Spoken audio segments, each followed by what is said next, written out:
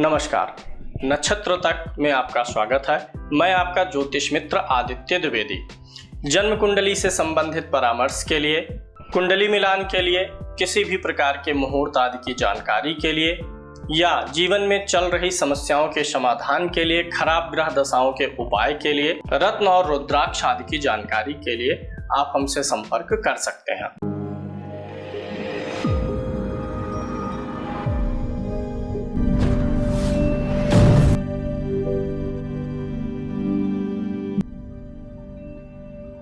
अभी जिस जन्म कुंडली का विश्लेषण हम लोग कर रहे हैं 1 अगस्त 1980 2:25 का जन्म है। जमशेदपुर का इनका जन्म है।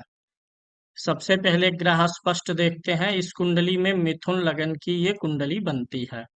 लगन के अंश 6 अंश के हैं और मृगशिरा नक्षत्र में लगन है, यानी ये मंगल का नक्षत्र होता है।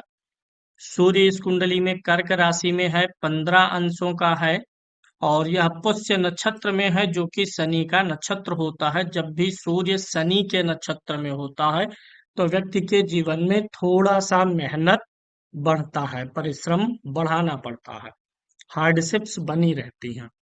चंद्रमा इनका मीन राशि में है, यानी करंट में इनकी शनि की 7.5 प्रारंभ हुई है, 10 अंश का है। उत्तरा भाद्रपद नक्षत्र में है और यह शनि का नक्षत्र होता है।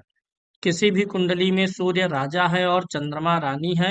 इस कुंडली में दोनों शनि के घर में पहुंचे हुए हैं, तो सूर्य चंद्रमा दोनों शनि के घर में रहें तो स्ट्रगल की मात्रा पर्याप्त जीवन में आती है।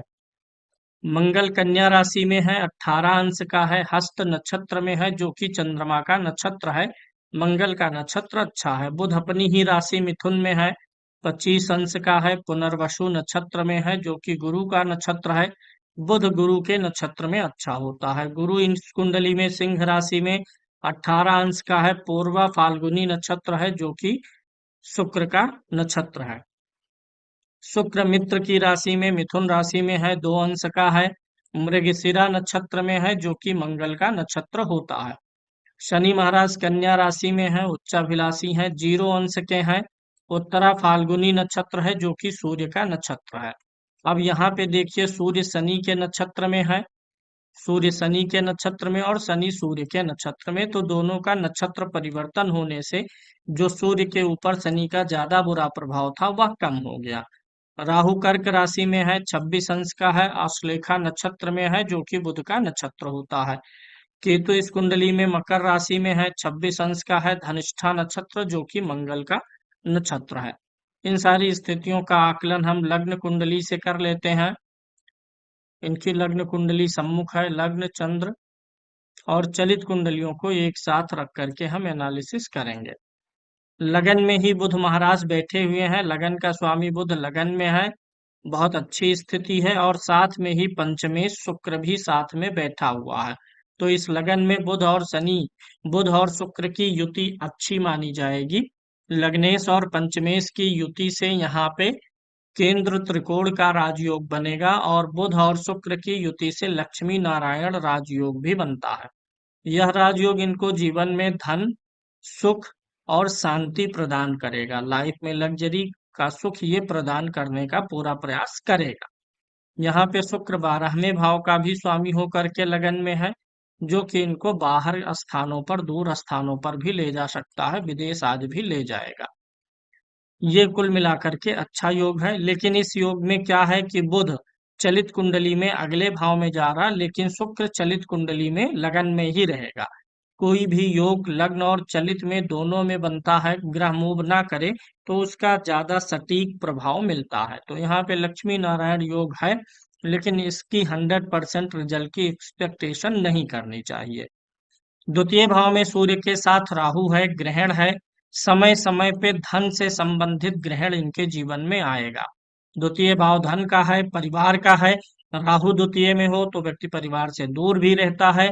धन की समस्या कभी न कभी आती रहेगी। जैसे ही पर्याप्त धन या थोड़ी सी स्थिति ठीक होगी तो काम बंद हो या किसी भी प्रकार से कुछ न कुछ धन की विसंगति भी आएगी, यानी बहुत हाई लेवल का आर्थिक उन्नति नहीं बनने देगा। द्वितीय भाव का राहु वैसे भी खराब होता है। द्वितीय भाव का राहु कभी कभी कुछ नशे पानी की तरफ भी खींचता है। और द्वितीय भाव में जब राहु के साथ सूर्य हो तो व्यक्ति का आत्मविश्वास समय समय पे डामाडोल होता रहता है। व्यक्ति को अजीब सी घबराहट या बेचैनी का भी अनुभव होता रहता है। द्वितीय भाव में राहु हो तो व्यक्ति के कार्यों में कभी कभी कमी निकाली जाती है। व्यक्ति जिस प्रोफेशन में हो, जहाँ काम करता हो या अन्य स्थितियों में भी व्यक्ति के काम में कमी निकालना लोग ज्यादा चाहते हैं। और ऐसे व्यक्ति को जो है कभी कभी ज्यादातर कार्यों में रुकावट, विघ्न, बाधा और अपमानजनक स्थितियों का भी सामना करना पड़ जाता है।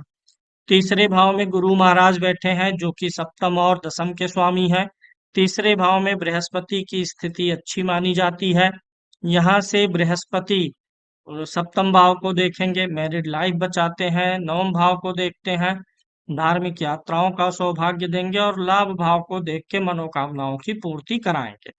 लेकिन तृतीय भाव में गुरु एक शुभ ग्रह है। गुरु के होने से व्यक्ति बहुत हार्ड वर्कर नहीं होता है कि जी जान से किसी चीज के पीछे जुड़े, किसी उद्देश्य को पाने के लिए एकदम से वो उसके उद्देश्य के, अपने लक्ष्य के एकदम डेडिकेट हो जाए, ऐसा नहीं हो पाता है। गुरु यहाँ पर सुखमय जीवन प्रदान करना चाहता है। शनि और मंगल की युति चतुर्थ भाव में बनी हुई है और चतुर्थ भाव का स्वामी बैठा हुआ है लगन में। अब यह भी युति जो शनि मंगल की बनी है, इसमें भी मंगल चलित कुंडली में अगले भाव में चला जा रहा है, इसलिए इस युति का दुष्प्रभाव थोड़ा सा कम हो जाएगा। शनि और मंगल की युति में उम्र बढ़ने पर व्यक्ति को sugar, diabetes, blood pressure, thyroid, arthritis या शरीर में कहीं ना कहीं कुछ न कुछ दर्द आदि की शिकायत ये देने का प्रयास करता है। शनि इस कुंडली में कारक ग्रह है। शनि जो है भाग्य भाव का स्वामी है और मंगल छठे भाव का भी स्वामी है। छठे भाव का स्वामी हो करके जब मंगल चतुर्थ में जाता है तो व्यक्ति को भवन से संबंधित और गाड़ी से संबंधित लोन और ईएमआई वगैरह का भी योग बन जाता है। तो जब भी मकान लें, गाड़ी लें, जमीन लें, तो इन सारी चीजों में इनको लोन लेना ज्यादा ठीक रहेगा। पंचम भाव का स्वामी शुक्र है जो कि लाभ भाव में जाकर के ये लगन में बैठा हुआ है। शुक्र लगन में है और गुरु भी अच्छी स्थिति में है। संतान से इनको अच्छा रहेगा, सुख और सहयोग संतान से इनको मिल जाएगा। पंचम भाव में जो राशि है बुध की, वह और भाव में पंचम भाव की जो राशि है उसका स्वामी शुक्र है और अपने मित्र बुध के साथ में बैठा हुआ है। तो संतान के लिए सहयोग अच्छा दिखाई दे रहा है। अष्टम भाव में, छठे भाव में, आठवें भाव में और 12वें भाव में देखेंगे तो सिर्फ अष्टम भाव में केतु मिलेगा। छठा खाली है, 12वां खाली है। तो आठवें भाव में केतु है। इनको कभी कभी पेट गैस की समस्या का सामना करना पड़ सकता है। पेट गैस और डाइजेशन से जुड़ी समस्याओं का सामना करना पड़ेगा। यहाँ पर केतु होने से जीवन में कभी कभी पेशाब आदि भी अधिक होता है और नॉर्मली हमेशा नहीं होगा, लेकिन कभी कभी ऐसी स्थितियां बनती रहेंगी। दसम भाव में चंद्रमा बैठा है। चंद्रमा महाराज अकेले बैठे हुए हैं। चंद्रमा के साथ में कोई ग्रह नहीं है, अगले भाव में कोई ग्रह नहीं है और पीछे भी कोई ग्रह नहीं है। तो आंशिक केमद्रुम दोष बनने के नाते मन हमेशा चलायमान रहेगा। केमद्रुम दोष जिस भाव में बनता है उस भाव में अस्थिरता ले आता है, मन नहीं लगने देता है। तो ये कारण ये भी है कि इनका कामकाज में बहुत संतुष्टि नहीं मिल पाती है इनको, जिससे इनका मन भटकता है, मन हमेशा चलायमान रहता है, जिसके कारण से इनके काम में इनको नुकसान हो सकता है। वैसे भी चंद्रमा से केंद्र में यहाँ पर दो ग्रह बैठे हैं, यहाँ भी ग्रह है।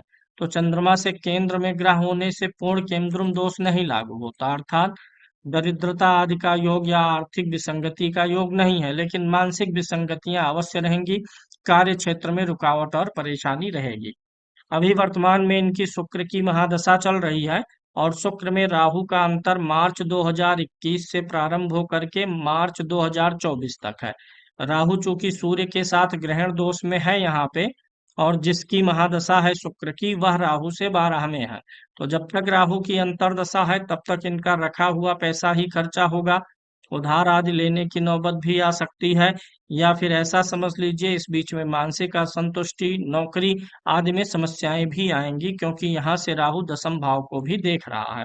तो राहु जो है मार्च 2021 से मार्च 2024 तक इनके जीवन को और कैरियर को अस्थिर रखेगा। मार्च 2024 के बाद जब गुरु का समय आएगा, गुरु चूंकि दसम का स्वामी है, दसम से दसम सप्तम का भी स्वामी है।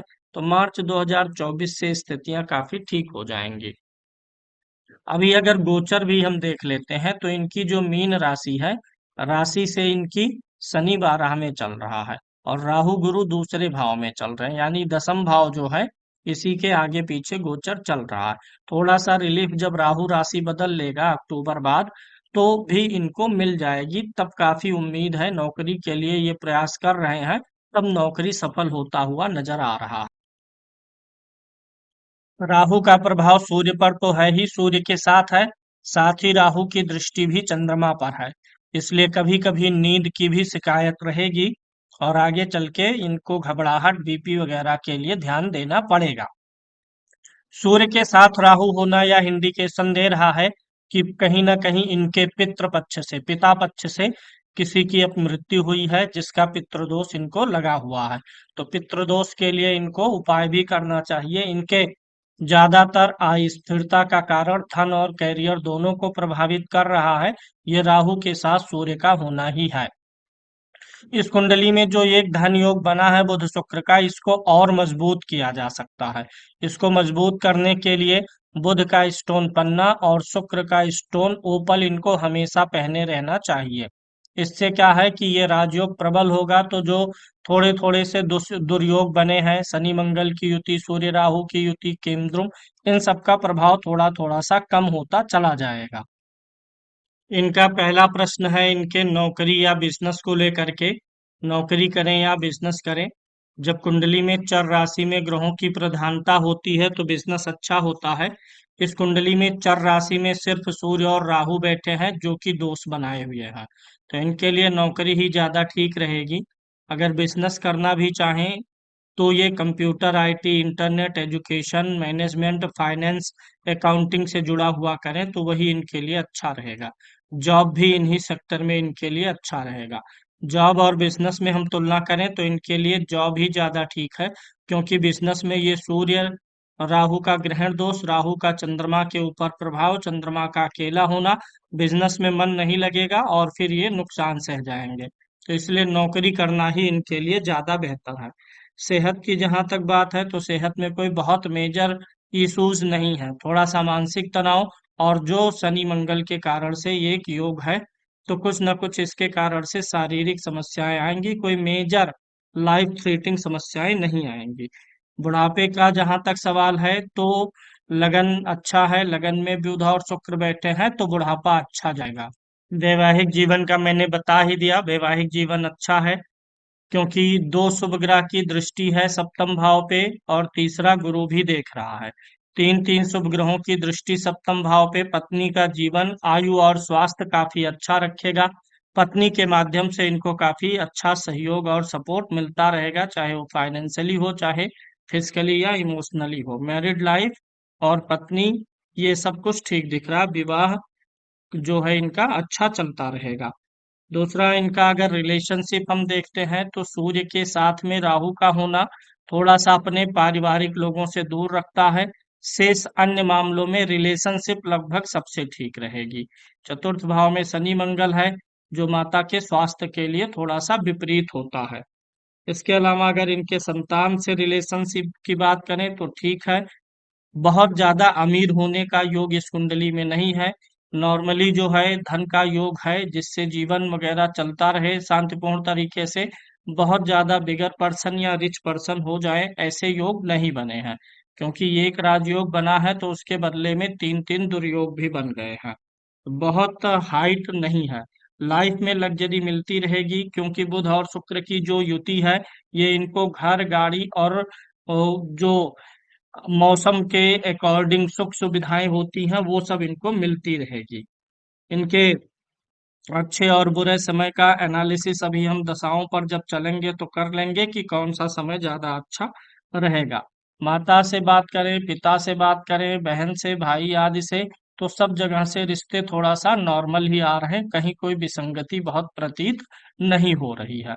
अब नवमांश कुंडली देखिए, नवमांश के लगन में सूर्य बैठा है, मंगल की राशि में है, यानी इनकी पत्नी जो होंगी वो काफी पराक्रमी होंगी, प्रतापी, मेहनती होंगी। और सूर्य चूंकि मंगल मित्र के घर में बैठा हुआ है तो यह मिला करके सूर्य इनको काफी अच्छा जो है जीवन साथी प्रदान करेगा, जो हर मोर्चे पे इनका साथ दे सके। जीवन साथी मेहनती भी होंगी, ये भी दिखता है। जीवन साथी के दसम भाव में केतु है, कई बार उनका कैरियर भी स्विच होगा या चेंज होता रहेगा। शुक्र और चंद्रमा 12वें में है, लग्जरी आज मिलती रहेगी। मंगल अष्टम में है, तो इसका प्रभाव इनको मिला भी है। इनकी पत्नी की दूसरी शादी रही है, ये मंगल के अष्टम में होने के नाते। अन्य कुंडलियों पर चलते हैं और वहां से देखते हैं। सूर्य कुंडली से मान सम्मान देखते हैं, बहुत अच्छा मान सम्मान जीवन में नहीं मिलेगा, लगन में ही ग्रहण बना हुआ है। तो समझ सकते हैं मान सम्मान पे ग्रहण इनके लगा हुआ है। होरा कुंडली से हमें पता चलेगी कि इनके धन के अधिपति कौन है। इनके होरा कुंडली में सिंह लगन उदित हो रहा है, 5 नंबर की गिनती है। सिंह लगन उदित हो तो ऐसा व्यक्ति का धन जो है वो देवताओं के अधीन होता है। ऐसा व्यक्ति अगर मंदिर जाता रहेगा, देवताओं को भोग और प्रसाद लगाता रहेगा, तो व्यक्ति का धन बढ़ता रहेगा। तो इनको मंदिर जाना चाहिए, भोग और प्रसाद देवताओं को देना चाहिए। देशकाल कुंडली के लगन में शुक्र बैठा है, मित्र राशि में है, और लग्नेश बैठा हुआ है नवम भाव में। तृतीय भाव का स्वामी सूर्य है, जो कि छठे भाव में है। देशकाल कुंडली के लगन में शुभ ग्रह हो तो व्यक्ति सॉफ्ट हार्ड वर्कर होता है, वेरी हार्ड वर्कर नहीं होता। बहुत अत्यधिक शारीरिक श्रम आदि का योग नहीं है, बहुत शारीरिक श्रम इनको जीवन में नहीं करना पड़ेगा। चतुर्थांश कुंडली से हम भाग्य आदि का विचार करते हैं। लगन में चंद्रमा और शुक्र की युति है। स्त्रियां इनके लिए कुछ ज्यादा ही लकी रहेंगी, स्त्रियों से इनको ज्यादा भाग्य का सहयोग मिलेगा। इनके भाग्य में स्त्रियों से सुख थोड़ा ज्यादा बनता हुआ नजर आ रहा है। चंद्रमा है और यहाँ पर शुक्र है, हालांकि लग्नेश बुध है, तो कभी कभी किसी स्त्री से कुछ विसंगति भी आ सकती है, लेकिन ज्यादातर टाइम इनको स्त्रियों से ही बैकअप मिलेगा जीवन में। भाग्य इनका ठीक ठाक है, औसत भाग्यशाली है ये, बहुत उच्च कोटि का भाग्य भी नहीं है। पंचमांश कुंडली से बुद्धि और विचार देखते हैं। लगन इनका वृश्चिक लगन है, मंगल बैठा हुआ है दसम भाव में। इस कुंडली में गुरु महाराज नीच के होकर के बैठे हुए हैं और शनि महाराज सप्तम भाव से लगन को देख रहे हैं। अगर पंचमांश कुंडली में गुरु नीच का हो तो व्यक्ति का जो अपना स्वयं का नजरिया होता है वो कभी कभी गलत होता है, तो इनको अपने नजरिए पर, दृष्टिकोण पर, एटीट्यूड पे थोड़ा सा जो है मंथन करके ही कोई डिसीजन लेना चाहिए। षष्ठांश कुंडली से हम रोग ऋण शत्रु देखते हैं। लगन का स्वामी शुक्र है, 12वें भाव में है, मंगल के घर में कोई दिक्कत नहीं है, और छठे भाव में शुक्र उच्च, शनि उच्च के होकर के बैठे हुए हैं। शत्रुओं से कोई विशेष बाधा नहीं बन रही है। रोग ऋण शत्रु कुछ बहुत विशेष परेशान करने वाले नहीं दिखाई देते हैं। सप्तमांश कुंडली से संतान का विचार होता है। सप्तमांश कुंडली देखिए तो लगन में ही मंगल नीच का होकर के बैठा हुआ है, राहु के साथ है, और पंचम भाव में चंद्रमा भी नीच का बैठा हुआ है। तो संतान से कुछ विसंगतियां दिखाई दे रही हैं। ऐसे में या तो जातक को अपनी संतान नहीं होती है, या अपनी संतान होने के बावजूद भी उससे सुख की कमी रहती है, तो संतान से उतना अच्छा नहीं बनेगा, सुख इनको नहीं दिखता है। अष्टमांश कुंडली हम देखते हैं। लगन जो है बुध का लगन है, लग्नेश बुध छठे भाव में बैठा हुआ, अष्टम भाव में दीर्घकालिक ग्रह गुरु बैठा हुआ। 8वें भाव में गुरु के होने से आयु लंबी हो जाती है, और लगन में भी कोई नीच का ग्रह नहीं दिखाई दे रहा, तो आयु इनकी पर्याप्त होगी, आयु अच्छी होगी। अगली कुंडली पर चलते हैं और वहां से हम इनके कैरियर आदि को देखेंगे। दसमांश कुंडली के लगन में सूर्य महाराज बैठे हैं, स्वराशि के हैं। सूर्य का बैठना काफी अच्छा है, ये इनको बहुत अच्छा बैकअप प्रदान करेंगे। लेकिन दसम भाव में देखिए केतु और शनि बैठे हुए हैं। ये खुद बार बार अपने काम को चेंज करने का विचार रखते हैं, जिसके कारण से कभी कभी ये जॉबलेस भी या वर्कलेस भी हो सकते हैं। तो चतुर्थ भाव में राहु और मंगल बैठे हुए हैं, दोनों क्रूर ग्रह हैं। वर्क प्लेस पे इनको तनाव और अशांति फील होती रहेगी। वर्क प्लेस पे जो इनके अपने परिवार के लोग हैं, जीवन साथी हैं, उनका सपोर्ट इनको कामकाज में काफी अच्छा मिलेगा। शुक्र लाभ भाव में है, वर्क प्लेस पर भी इनको स्त्रियों से ही ज्यादा जो है सहयोग अपेक्षित है, अच्छा सहयोग मिल जाएगा। एकादशांश कुंडली से महिला, एकादशांश कुंडली से मनोकामनाओं की पूर्ति देखते हैं। यहाँ पर मंगल बैठा हुआ है लगन में, लग्नेश मंगल की राशि है, केतु बैठा हुआ है, मंगल द्वितीय भाव में जाकर के बैठा हुआ, लाभ भाव में शुक्र है। मनोकामनाओं की पूर्ति होती रहेगी इनकी, जो सुख साधन वैभव चाहेंगे उस हिसाब से इनको वो सारी चीजें मिलेंगी। लेकिन अगर हम चतुर्थ भाव के स्वामी को देखें तो यहाँ पर पंचम भाव में बैठा हुआ है। अब यहाँ पर चंद्रमा के ऊपर शनि की 10वीं दृष्टि आ रही है, तो मनोकामनाएं पूरी होंगी, थोड़ा सा डिले हो करके। द्वादशांश कुंडली से माता पिता के सुख को देखते हैं, लगन इनका ठीक है, लगन में कोई खराब ग्रह नहीं है, लग्नेश छठे भाव में गया हुआ है, तो ये पिता से थोड़ा सा दूरी उत्पन्न करता है। चंद्रमा भी 12वें भाव में है, माता से भी थोड़ा सा दूरी बनाता, हालांकि माता पिता के से सुख में कमी नहीं रहेगी, लेकिन दूरी बनने का पूरा पूरा योग बनता है। षोडशांश कुंडली से वाहन का सुख विचार करते हैं। षोडशांश कुंडली में लगन का स्वामी गुरु है, लगन में कोई नीच का ग्रह नहीं है, लग्नेश तृतीय भाव में बैठा हुआ है, और चतुर्थ भाव में केतु के साथ राहु है। कई बार चेंज ऑफ व्हीकल भी इनके जीवन में दिखती है, अस्थायी रूप से कोई गाड़ी नहीं रहेगी, लेकिन गाड़ी का सुख होता रहेगा, चेंजिंग आती रहेगी। विषांश कुंडली से आध्यात्मिक उन्नति देखते हैं, लगन में गुरु स्वराशि का होके बैठा हुआ है, जो आध्यात्मिक उन्नति के लिए अच्छा है। लेकिन नवम भाव में मंगल और शनि है, यानी विरोधाभास भी है। बहुत अच्छी ये मतलब धार्मिक वृत्ति के होंगे, लेकिन अत्यधिक पूजा पाठ करने वाले नहीं रहेंगे। अब इनका सर्वाष्टक वर्ग देख लेते हैं। इधर देखिए राशियां लिखी होती हैं, इधर ग्रह लिखे होते हैं। किस ग्रह को कितने पॉइंट मिले हैं राशि में, उसी हिसाब से ग्रह का गोचर फल देता है। अगर किसी राशि में ग्रह को 0 से 3 पॉइंट मिले हों तो उस राशि में ग्रह का गोचर अच्छा फल नहीं देता है। 4 पॉइंट मिले हों तो उस राशि में ग्रह का गोचर औसत फल देता है। 5 से 8 के बीच में पॉइंट मिले हों तो ग्रह का गोचर अच्छा फल देता है। अब इधर शनि को मेष राशि में 4 पॉइंट मिले हैं। मेष राशि में शनि जब भी रहेगा तो औसत फल देगा, वृषभ में औसत, मिथुन में खराब फल देगा, कर्क राशि में गोचर क्या है, अच्छा फल नहीं देगा, औसत देगा। कन्या राशि में, तुला राशि में, धनु राशि में देखिए एक एक पॉइंट मिला है शनि को।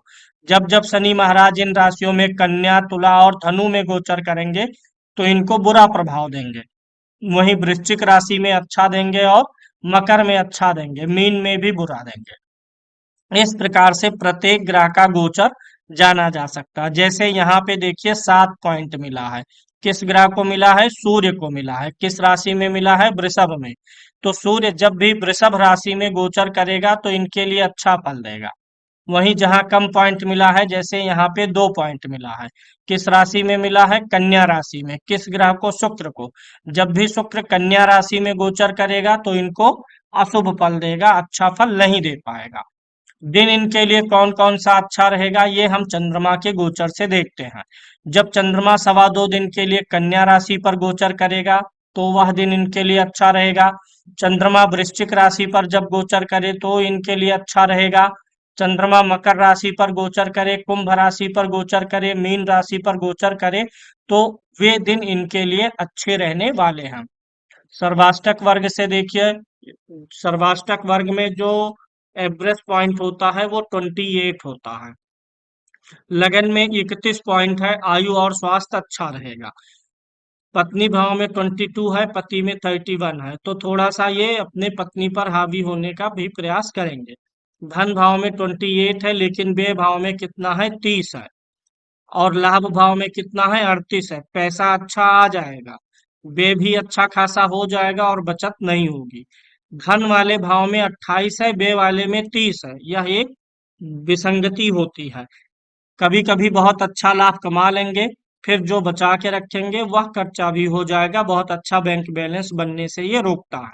मेहनत वाले भाव में 26 है, तो बहुत अधिक पराक्रम और मेहनत नहीं है। जीवन में सुख साधन एवरेज से थोड़ा कम रहेगा, संतान का सुख भी थोड़ा सा वैसे ही दिखता है, एवरेज से कम। छठे भाव में 30 पॉइंट है, टफ कंपटीशन का सामना करना पड़ेगा।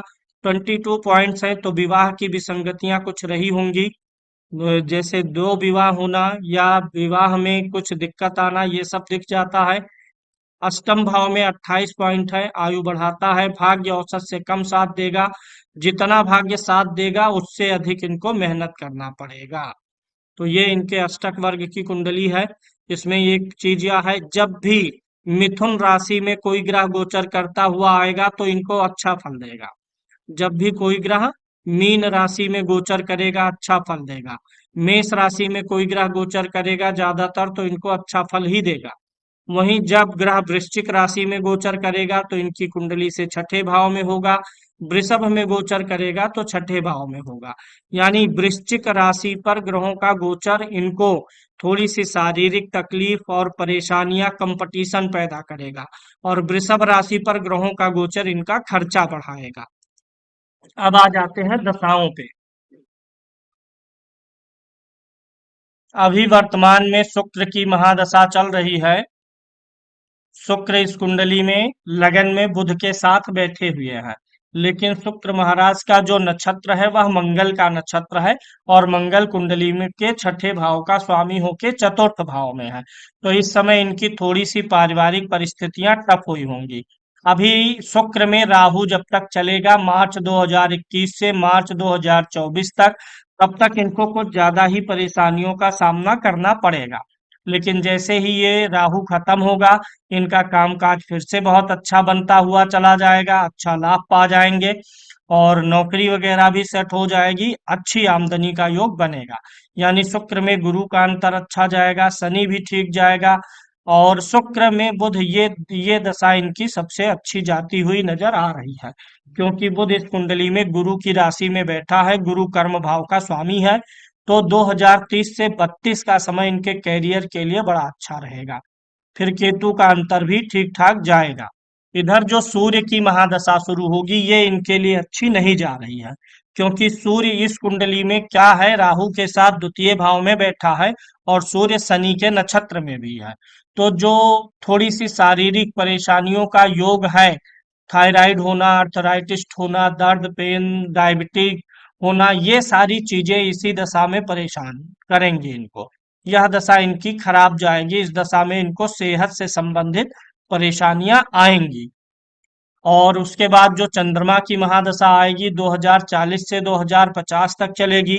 चंद्रमा कुंडली में धन भाव का स्वामी है, दसम भाव में बैठा हुआ है, गुरु की राशि में है जो उसके मित्र की राशि होती है। नौमास कुंडली में भी शुभ है। चंद्रमा की दशा में ये अपने जीवन का सर्वोत्तम धन कमाएंगे। चंद्रमा इस कुंडली में शनि के नक्षत्र में है, और शनि भाग्येश भी है। तो मानसिक कष्ट थोड़ा इस रहेगा, लेकिन इस दशा में इनको धन की प्राप्ति बहुत अच्छी होने वाली है। तो ओवरऑल इनकी कुंडली का विश्लेषण रहा है। इनके लिए उपायों की चर्चा कर लेते हैं। इस कुंडली में एक तो ओपल इनको पहनना है शुक्र के लिए, और बुध के लिए पन्ना पहनना है। सूर्य राहु के ग्रहण दोष की शांति करानी है, राहु के वस्तु का दान करना है। शनि और मंगल की युति में मंगल की वस्तु का दान करना है, और चंद्रमा के लिए इनको केंद्रुम दोष की शांति करवानी है। यानी चंद्रमा का जप और हवन होगा, सूर्य और राहु का जप और हवन होगा, राहु के वस्तु का दान होगा और मंगल के वस्तु का दान होगा। बुध और शुक्र के लिए इनको स्टोन पहनना होगा। शेष ग्रहों के लिए कुछ करने की जरूरत नहीं होगी।